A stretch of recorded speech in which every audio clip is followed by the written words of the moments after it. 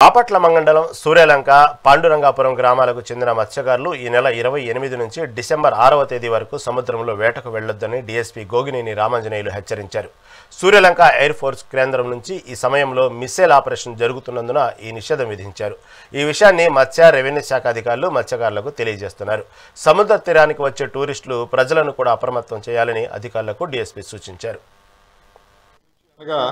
November 28వ తారీఖు నుంచి December 6 వరకు ఎయిర్ ఫోర్స్ స్టేషన్లో మాక్ డ్రిల్ కార్యక్రమం, ఈ మిసైల్ ఫైరింగ్ కార్యక్రమాలు జరుగుతున్నాయి. కాన సూర్యలంక బీచ్లో నుంచి ఫిషర్మెన్ ఎవరు కూడా ఫిషింగ్ కోసం సముద్రంలోకి వెళ్ళవద్దని, దానికోసం నిషేధించబడిందని మీ ద్వారా తెలియపరచడం జరిగింది. బీచ్కి సంబంధించి వచ్చేటువంటి యాత్రికులను కూడా ప్రాపర్గా చెక్ చేయటం, ఎటువంటి అవాంఛనీయ సంఘటనలు జరగకుండా ముందు జాగ్రత్తల చర్యలు, పికెట్స్ ఏర్పాటు చేయడం జరిగింది.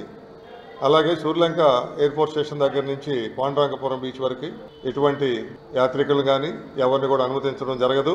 కారణం ఏంటంటే ఈ మిసైల్ ఫైరింగ్ చేసినప్పుడు ఎవరైనా ప్రయాణికులు ఉంటే ఏదైనా ఆ శకలాలు ఏదైనా పడి ప్రాణ నష్టం జరిగేటువంటి అవకాశం ఉంది. కాబట్టి ఈ వారం రోజులు ఎవరు కూడా ఆ ప్రాంతంలో సంచరించరాదని, అలాగే ఫిషింగ్ కోసం కూడా వెళ్ళొద్దని మీడియా ద్వారా తెలియపరుస్తుంది.